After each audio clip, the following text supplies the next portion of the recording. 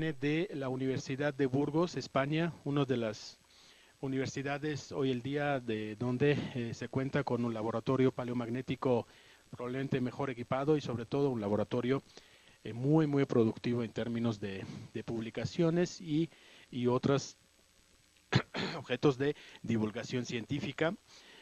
Doctor Manuel Calvo obtuvo su doctorado en la Universidad Complutense de Madrid, ha realizado varias estancias postdoctorales, incluyendo una estancia muy interesante en la Universidad de Montpellier, Francia, donde nosotros colaboramos en algunos aspectos, donde ahí empezamos a colaborar algunos aspectos de trabajos en el Cáucaso. En el Cáucaso es una cadena montañosa que forma parte del cinturón alpino mediterráneo, básicamente Plioceno, donde tenemos abundante acumulación de lavas y sobre todo las secuencias que ahora doctor Manuel Calvo nos va a hablar, secuencias con lavas consecutivas, ¿no? Algo muy interesante. Pues no es Islandia, no es Hawái, pero pues es bastante comparable a otras áreas del mundo, como por ejemplo Islas Canarias, Cabo Verde, etcétera. Bueno, pues tiene innumerables contribuciones a través de las publicaciones científicas. Es uno de los científicos más citados en paleomagnetismo a nivel mundial y hoy nos va a presentar el tema que abarca estudio de investigaciones de paleomagnéticas en el Cáucaso. En general, al doctor Manuel le gusta trabajar en las zonas donde es considerado como tierra incógnita, en punto de vista paleomagnético, donde no hay, inclusive no solamente datos paleomagnéticos previos, sino tampoco hay a veces, en ocasiones, mapas geológicas, ¿no? Es el caso, por ejemplo, de algunas repúblicas de ex soviética y también él trabaja, últimamente empezó a trabajar en las islas de Cabo Verde, ¿no? Y las situaciones también donde se harán primeras contribuciones paleomagnéticas a esas islas. Bueno, pues no me queda más que dar la palabra al doctor Manuel y agradecer además que acudió a nuestra convocatoria y va a dar la charla dentro del seminario del Instituto de Geofísica. Bueno, en primer lugar, muchas gracias por la amable presentación y también por la invitación y la posibilidad de venir aquí a dar esta conferencia, a dar esta charla. Y voy a empezar ya directamente con ella. Aquí la imagen que vemos es una imagen de la República de Georgia, como ya se ha comentado, y voy a describir un poco los trabajos que hemos venido realizando en colaboración con la Universidad de durante los últimos 15 o casi 20 años ya, en trabajos sobre todo para el estudio de la variación del campo magnético, pero también algunos otros trabajos. Y bueno, voy a presentar algunos de ellos en esta charla. Como ya se ha comentado, la zona de trabajo, la República de que pertenece al amplio cinturón alpino. Una zona, pues por simplemente por este motivo, también por otros, de gran interés desde un punto de vista paleomagnético también, pero curiosamente durante mucho tiempo en el campo del paleomagnetismo no se contaba prácticamente con datos. No se contaba, es falso hasta cierto punto, había datos, pero eran datos producidos en la antigua Unión Soviética, algunos de ellos no cumplían los requisitos que se exigen hoy en día para trabajos paleomagnéticos y otros que sí los cumplían, la difusión que tenían era muy limitada. Trabajos que en otros lugares dan lugar a una publicación, pues eran una entrada en una lista y muchas veces en ruso, de tal manera que muchos de estos trabajos pues están a efectos prácticos prácticamente perdidos y otros pues no se podían utilizar en la medida pues que se utilizan otros datos actualmente. Entonces, a partir de los años 90, a mediados de los 90, ya se comenzaron a realizar trabajos en otro estilo, diferentes grupos, y sobre todo, como ya he comentado, los hemos realizado pues, en colaboración las universidades, la UNAM y la Universidad de Burgos. Han participado muchas personas en estos trabajos. Algunas se reconocerán aquí, pues son fotos de las diferentes campañas que hemos realizado pues, a lo largo de los últimos ya bastantes años. Bueno, esta es una imagen del Cáucaso Menor, una de las zonas o cerca de las zonas donde más hemos trabajado. Y voy a, antes de comenzar ya con nuestros trabajos, a hacer un pequeño resumen de la situación tectónica del área de estudio, que como he dicho, es el Cáucaso, que es toda esta zona de aquí, y el cuadro que vemos aquí pues trata de marcar la República de Georgia, que es el lugar de los trabajos sobre los cuales voy a hablar. Bueno, pues esta zona se halla una zona de compresión, una zona de convergencia continental entre las placas eurasiáticas y el bloque arábigo, que convergen. Eh, Inicialmente la zona que hoy ocupa el Cáucaso, pues hasta el centro inferior, estaba ocupada por el mar de Tetis, el océano de Tetis. Conforme fue avanzando la compresión, pues se llegó a una situación de compresión continental que continúa hoy en día, dando lugar pues a estructuras, a una compresión en el lugar donde chocan las dos placas, pero también a un escape lateral del bloque anatólico y del bloque iraní, por ejemplo, a lo largo de esta falla noranatólica, de tal manera que tenemos una situación tectónica relativamente compleja, con estructuras compresivas como cabalgamientos o que tienen dirección este-oeste, relacionados con la convergencia esta norte-sur, pero también tenemos estructuras distensivas, como pueden ser fallas submeridianas normales con componente de strike slip, o también diques que de hecho han alimentado también en parte la gran cantidad de vulcanismo que aparece en esta zona y que sigue ocurriendo todavía. De hecho, en esta siguiente figura, no sé si se distingue bien, esto es el Cáucaso, aquí tenemos el Mar Negro, y toda la zona que se ve en este gris un poco más oscuro corresponde a volcanismo Plioceno y Pleistoceno, y hasta la actualidad. Los asteriscos corresponden a volcanismo, a conos volcánicos que son activos o han sido activos históricamente. Entonces, el tipo de trabajos que hemos realizado, el estudio de la variación del campo magnético terrestre, pues aprovecha precisamente esta circunstancia, la gran abundancia de volcanismo, como se ha comentado en la presentación también, grandes secuencias, y aquí voy a empezar a comentar algunos de los trabajos en concreto que hemos realizado. Y el primero, dado lo que principio, que ya existía una serie de datos previos, fue un trabajo de recopilación. Esto realizado en los años 90, realizado en 3 de las zonas volcánicas principales del país, de Georgia, que lo tenemos aquí, esta parte de aquí, limitado al norte por Rusia, al sur por Turquía y Armenia, y son la zona de Yavaheti, Krami y Kashberi. Y ahí realizamos una recopilación de datos ya existentes y a la vez en conjunto con de un cierto número de muestras haciendo trabajos paleomagnéticos, de paleointensidad y de magnetismo de las rocas. No voy a extenderme mucho en esto, pero quizás sí en esta primera transparencia con los diagramas de Feiderbelt, simplemente para reflejar de las muestras estudiadas, no todas lógicamente, tienen un comportamiento muy sencillo, muy adecuado para realizar estudios también de paleointensidad con una única componente que se distingue con facilidad. Y también los experimentos de magnetismo de las rocas, realizados, por ejemplo, en estas muestras que he comentado de acompañamiento al trabajo de recopilación, pues también mostraron unas características muy adecuadas desde un punto de vista de los estudios de paleointensidad, que son muy exigentes, tanto desde el punto de vista de tamaño de grano como desde el punto de vista de la estabilidad térmica. Y esta observación se ha ido repitiendo pues, a lo largo de los diferentes trabajos que hemos ido realizando en la zona. Esto es un poco el resumen de los resultados obtenidos de este trabajo de recopilación con nuestros añadidos, y cada punto representa una colada.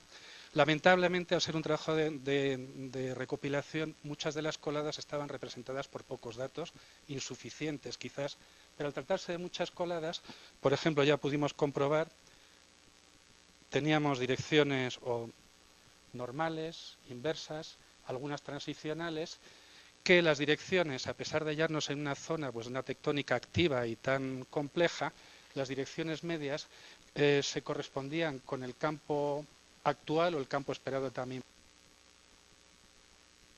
por la zona en general, rotaciones tectónicas,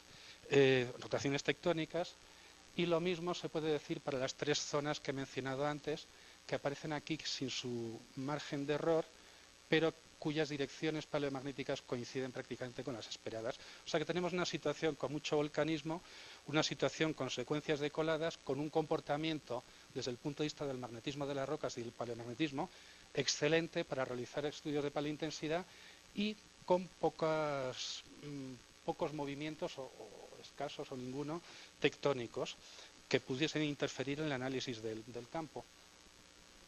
Entonces, a partir de estos resultados preliminares, realizamos una serie de trabajos y voy a comentar el primero, que tuvo lugar en la zona de Yabajeti, una zona volcánica de gran importancia en el sur del país y en concreto en la localidad de Jalkalaki. Y este estudio comienza con un estudio anterior realizado por un grupo franco-georgiano, también a mediados de los años 90, una secuencia similar en aspecto pues, a las fotos que hemos visto al principio, la secuencia de Toki, donde se muestrearon, pues se tomaron muestras de todas las coladas y se realizaron también 2 dataciones por argon-argon que las sitúan en el Plioceno. Los resultados obtenidos no sé lo bien que se ve, pero en fin, se trata de una secuencia no completamente continua, tiene una pequeña discontinuidad entre la parte inferior y superior, pero a efectos prácticos es básicamente continua, y en la parte inferior de esta secuencia se obtuvieron en 16 transicionales, de una transición del campo magnético que si se agrupan por direcciones da lugar a unos grupos direccionales que tenemos representados aquí, y luego en la parte superior, en toda esta zona, mejor dicho, en la parte superior de la parte baja y en toda la parte superior se obtuvieron direcciones inversas. La interpretación que se dio a estos resultados es o bien una excursión o bien un reflejo parcial de una transición, de la transición Gilbert-Cochiti. Digo parcial porque solo se tiene la parte transicional y la nueva polaridad. Poco después, Wojciechvili y colaboradores, un nuevo trabajo de muestreo en una secuencia adyacente que además se pudo correlacionar con la de Toki que habían muestreado el grupo franco-georgiano, y en esta secuencia, pues en 1997, se muestreó la parte superior. Y posteriormente, en una nueva campaña que realizamos en 2005, muestreamos la parte baja, otra secuencia cercana, también correlacionable, que es la de Jando. De este último trabajo, pues vuelvo a presentar algunos resultados y sin entrar en ellos vuelvo a simplemente indicar pues, las buenas características de un número muy alto de las muestras estudiadas. Estos son la desmagnetización paleomagnética y aquí vemos pues, el comportamiento térmico de la susceptibilidad y nos indica que son muestras muy estables cuando se calientan, lo cual es muy útil para los experimentos de paleointensidad. Que aquí tenemos un ejemplo de ellos, de hecho se sacaron 37 determinaciones positivas de 88 muestras, lo cual para paleointensidad es un dato bastante bueno. Pero yendo a los resultados, aquí tenemos un poco un resumen de todos estos trabajos que he mencionado. El trabajo original del grupo, una secuencia muestreada en 2005, donde tenemos direcciones transicionales en la parte inferior y inversas en la superior. Todo ello se puede, como dije, se pudieron correlacionar, se puede agrupar en esta secuencia compuesta y donde vemos que lo que tenemos es, en un principio, direcciones transicionales, luego inversas y luego normales. Aquí tenemos una transición de polaridad sin datos transicionales entre medias, pero curiosamente tenemos un muy buen reflejo de direcciones transicionales anteriores. ¿Cómo interpretar esto? Bueno, otra vez, simplemente representando las direcciones y las intensidades, vemos que las intensidades son muy bajas en la zona transicional, como cabe esperar, y luego aumentan conforme llegamos a una situación de polaridades ya más estables, sobre todo cuando llegamos a la polaridad normal.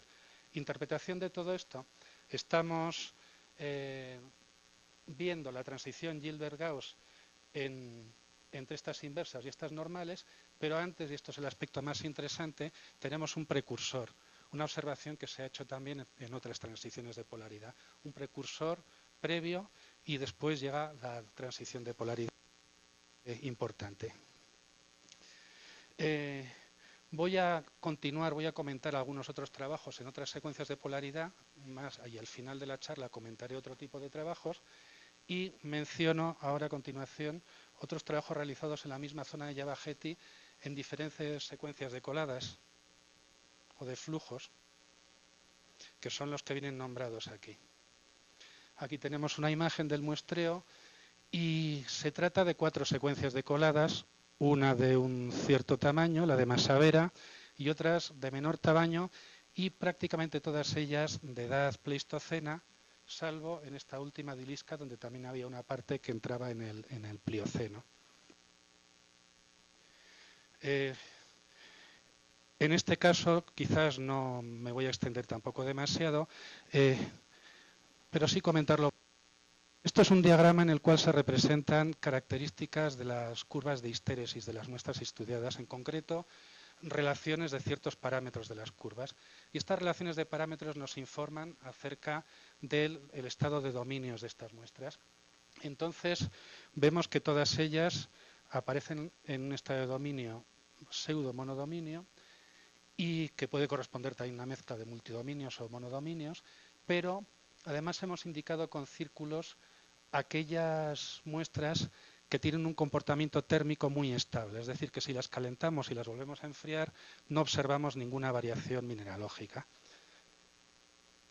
Si este mismo experimento que se realizó antes de calentar, antes de trabajar con las muestras, se repite con muestras que ya han sido utilizadas para experimentos de paleointensidad, que implica someterlas pues, a calentamientos a temperaturas que van en aumento hasta llegar a 600 grados, por ejemplo, y volvemos a repetir el mismo experimento, lo ideal sería que no hubiese ninguna transformación. Y esto es lo que hemos representado en este diagrama. Lo que hacemos es comparar las relaciones de parámetros después y antes de estos experimentos, y en circunstancias ideales no debería haber cambios, que es una relación de 1 y es lo que se observa en estas muestras centrales. Sin embargo, tenemos una cantidad no despreciable de muestras, incluso aquellas que son térmicamente estables, donde la estructura de dominios se transforma fuertemente después de calentar y además no es aparente en la mineralogía. Esto lo enseño simplemente porque es un aspecto a tener en cuenta en experimentos de paleointensidad, ya que también pueden afectar a la validez de los mismos y muchas veces, pues como no se ve tan directamente, no se tiene. Aquí tenemos los resultados direccionales, cabe decir que coinciden con la dirección esperada otra vez y quizá lo más interesante a mencionar aquí es que la secuencia de Masavera, que es la secuencia amplia, tiene una inclinación muy alta, mucho más alta de lo que se espera por esta latitud. Y en esta secuencia debe mencionarse que es justo anterior a una transición de polaridad Olduvai-Matuyama. Quizás pueda ser un indicador de algo, no lo sabemos. Otra cosa que se puede estudiar también con este tipo de secuencias es la variación o la paleovariación secular, que es lo que hemos hecho aquí. Entonces, lo que hacemos es ver cómo dispersan, en este caso, los polos virtuales geomagnéticos, qué dispersión tienen. Y esta dispersión depende de la latitud. Y aquí tenemos, en esta curva que se muestra aquí, pues son datos empíricos de variaciones de la dispersión con la latitud en diferentes zonas del mundo, diferentes latitudes. Estos son nuestros datos y las curvas que se muestran son diferentes modelos aplicados a este set de datos y vemos que nuestros datos, tanto para como para todas las coladas pleistocénicas, pues se adapta perfectamente.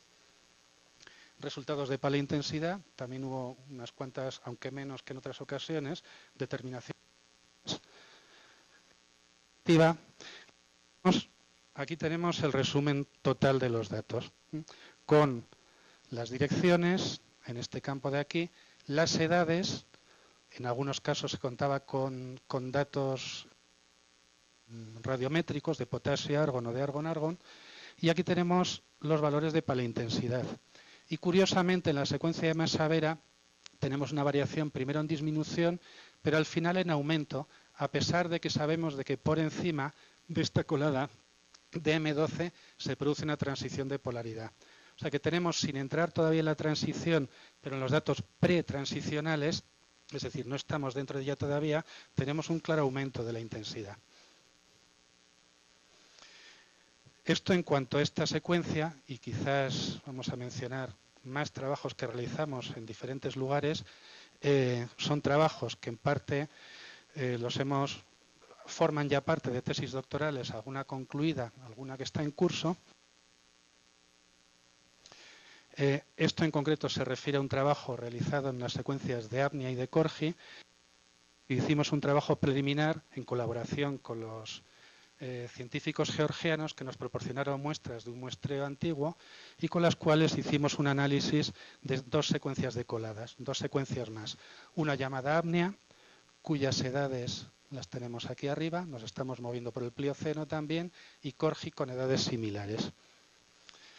El problema que tuvimos en este caso era que estábamos con el orden de las muestras en la secuencia, estos datos pues se habían perdido, y tampoco contábamos con todas las coladas, solo una parte de ellas. O sea que esto lo consideramos como un estudio previo para analizar si estas secuencias eran de interés. Y los datos que vemos aquí son los regionales y ya muestran interés en el sentido de que podemos observar direcciones inversas, direcciones normales, y bueno, ahora deberían haber aparecido 2 muestras en rojo, que son direcciones transicionales, no se distingue muy bien. Es decir, que es una de coladas que puede estar registrando transiciones de polaridad, de las cuales se desconocen muchas cosas todavía y que son muy interesantes de estudiar, pero que no abundan las coladas que justo coinciden con un intervalo tan corto de pocos miles de años en tiempos geológicos. Por otra parte, las direcciones, las de apnea, no tanto, aunque esto se puede deber a que había una escasez de datos.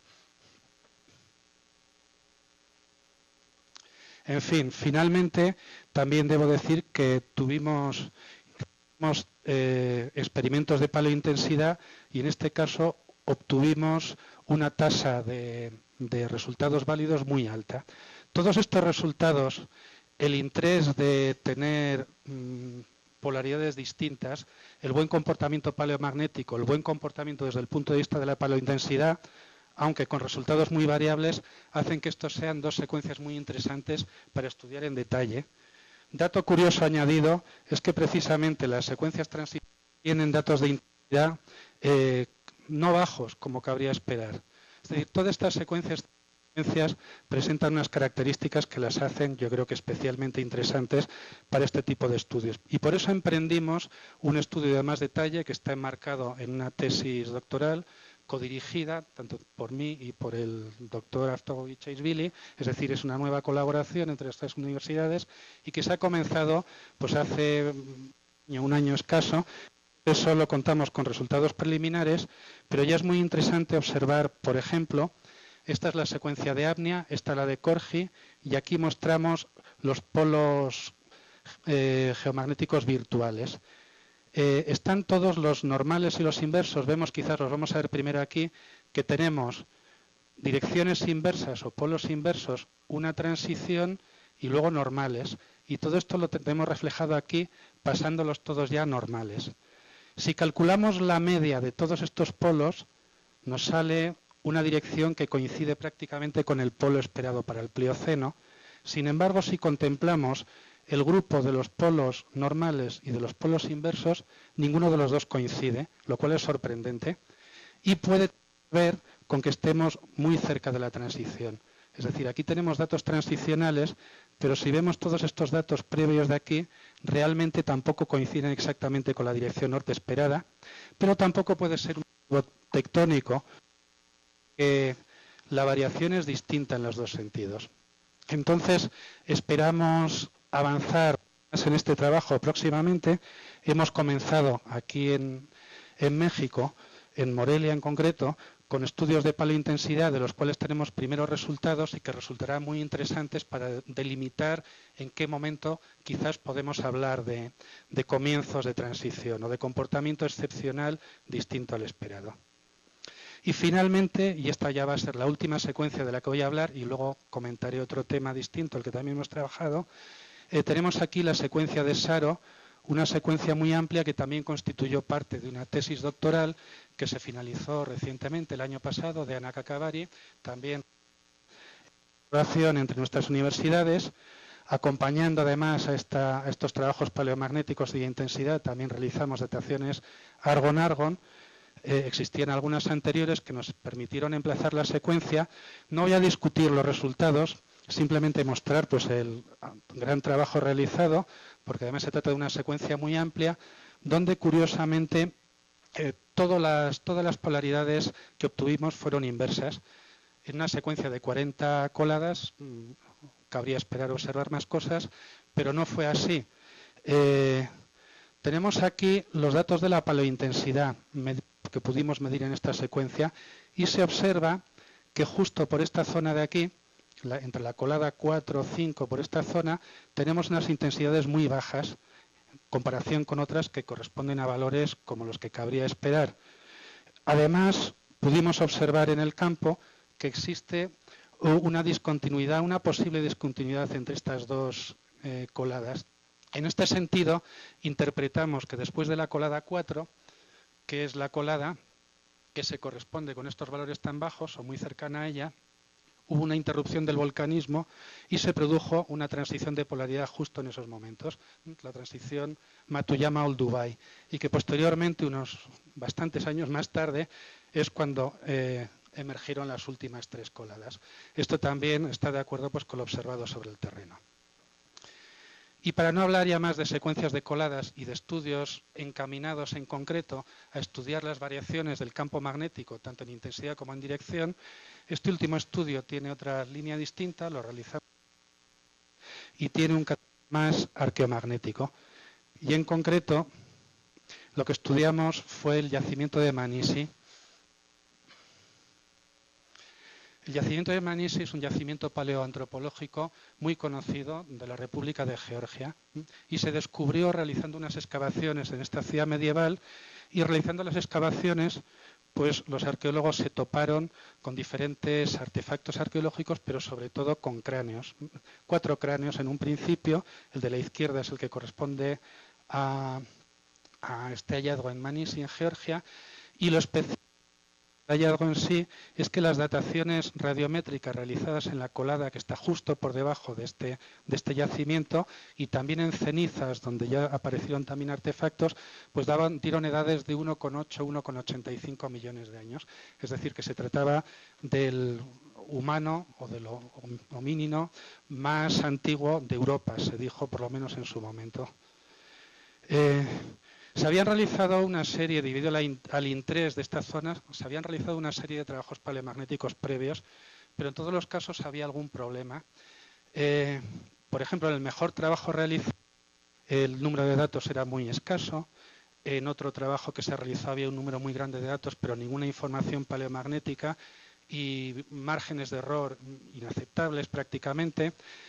Y había más, no voy a entrar en los detalles porque no nos da tiempo, pero por este motivo y por resultados discrepantes resultaba de mucho interés repetir el experimento o repetir un estudio paleomagnético, arqueomagnético en este sentido, en esta área. Entonces aquí tenemos un esquema de lo que es el yacimiento.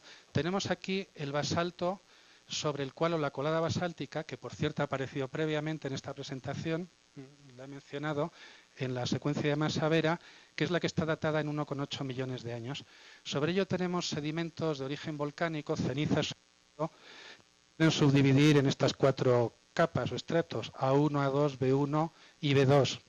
Los hallazgos se hicieron sobre todo en estas lentejas o estos huecos de forma lenticular, también en esta zona de cenizas de aquí abajo, y hay que decir que hay una interrupción aquí entre la sedimentación de A2, encima de ella hay una superficie de erosión, y luego por encima tenemos ya los estratos B1 y B2, que a su vez además están cubiertos y protegidos por una superficie de caliche aquí y entre las 2 secuencias. De hecho, esta superficie de caliche protegió al yacimiento. Que estas estructuras lenticulares son posteriores a A2, pero previas a B1, ocurrieron durante la época de erosión. Esto es un poco la estructura del yacimiento y el aspecto que tiene. Son muestras muy complicadas porque se rompen con mucha facilidad, son complicadas para trabajar. Pero en nuestro caso, aquí aparece el muestreo y tomamos muestras en la campaña de 2005 del basalto de Masavera, que está subyacente al yacimiento, y luego aquí se ven los años 1992 y 1993. Contamos con datos de los geofísicos georgianos que nos proporcionaron material que había muestreado, y debo decir que fue una gran suerte porque es el mejor material con el que he trabajado hasta ahora en muestras de este tipo. La gente que hizo este muestreo, pues con toda la paciencia del mundo, si no me equivoco, estuvieron consolidándolo durante un mes las muestras, de tal manera que, como se ha visto antes en la foto, material muy difícil de trabajar, pues fue un material que pudimos trabajar metiéndolo al horno y haciéndole pues todos los experimentos, todas las cosas que les hacemos y aguantando hasta el final. Fue una gran suerte para tener éxito en este trabajo. Voy a separar, y lo voy a hacer también brevemente, las muestras correspondientes a la zona, que recuerdo que es la zona inferior, previa a la superficie de erosión, donde tenemos curvas termomagnéticas de este tipo. Representamos aquí la susceptibilidad, cómo varía con la temperatura al calentar y al enfriar. El resultado de aquí es que tenemos una fase magnética, magnetita prácticamente, magnetita quizás con aluminio y magnesio. Y tenemos un comportamiento paleomagnético muy simple, con una única componente muy fácil de determinar, que además es de polaridad normal en todos los casos. Sin embargo, en la zona B, aunque a primera vista parezca que tengamos lo mismo, no es así. Aquí tenemos dos componentes, uno que se refleja aquí y otro aquí. O sea que ya hay una variación mineralógica, desde el punto de vista magnético por lo menos, en relación con la parte inferior y la parte superior. Y paleomagnéticamente los diagramas eran extremadamente complejos, más de lo que parece aquí. Digo extremadamente porque aunque normalmente se tenían dos componentes, lo cual no es muy difícil de tratar, pero podíamos tener muestras de un mismo testigo, es decir, deben comportarse igual, que tratadas con diferentes métodos tenían un comportamiento totalmente distinto y polaridades aparentes, a primera vista por lo menos, también distintas. A pesar de esto, y después de un trabajo bastante arduo de interpretación, sí que pudimos determinar también polaridades en gran parte de esta zona superior. Finalmente, para ver el origen de este comportamiento dispar, hicimos también análisis de la susceptibilidad, de la anisotropía de la susceptibilidad. Y aquí tenemos la parte inferior y vemos que tiene una clara estructura o fábrica sedimentaria, como cabía esperar por otra parte.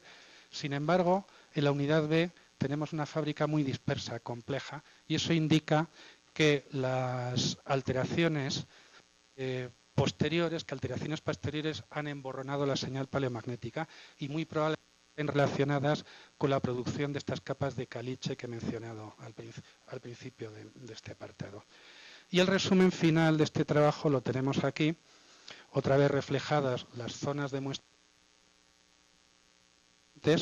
No pudimos hacer un muestreo continuo a lo largo de toda la secuencia del yacimiento, pero sí semicontinuo, es decir, en unas zonas bastante amplias contábamos con bloques que se podían subdividir, con lo cual teníamos cubierto pues un rango, un porcentaje bastante amplio y de suficiente, con una información ya bastante buena sobre el comportamiento del yacimiento. ¿Qué tenemos aquí? Con una parte inferior normal, una parte superior inversa, aunque en algunos lugares con interrogantes por lo que he mencionado antes, y una interpretación que nos indica que la parte inferior entra en el Old Dubai, además hay las dataciones de 1,8 millones de años, pero una parte superior que no sabemos dónde situarla, podríamos situarla aquí mismo al principio del Matuyama y suponer que han transcurrido unos pocos años durante la sedimentación de todo esto, pero también lo podríamos llevar incluso hasta el Jaramillo si se quiere, dado que el muestreo no fue completamente continuo. Los resultados arqueomagnéticos arqueológicos parecen indicar que la horquilla de los hallazgos no es muy amplia, pero sí es amplia, pueden ser varios miles o decenas de miles de años incluso, de tal manera que un debate que surgió, por ejemplo, la posibilidad de diferentes poblaciones humanas, más de una, pues a raíz o a la vista de estos resultados paleomagnéticos no se puede excluir. Bien, Con este último ejemplo he querido también mostrar que no solo hemos estudiado variaciones del campo magnético, también hemos hecho otro tipo de trabajos. También se pueden realizar trabajos de carácter tectónico. No he mencionado antes, pero una de las secuencias que estudiamos, por ejemplo, observamos la secuencia de Saro, una rotación en sentido horario de 20 grados. Es decir, que hay muchos trabajos potenciales que una Tierra como esta, de la que he estado hablando hoy, pues nos permite. Entonces voy a concluir aquí con una imagen del trabajo de campo, que aunque de vez en cuando parezca un poco más difícil, también es más divertido en estas condiciones. Y nada, darles gracias por la atención.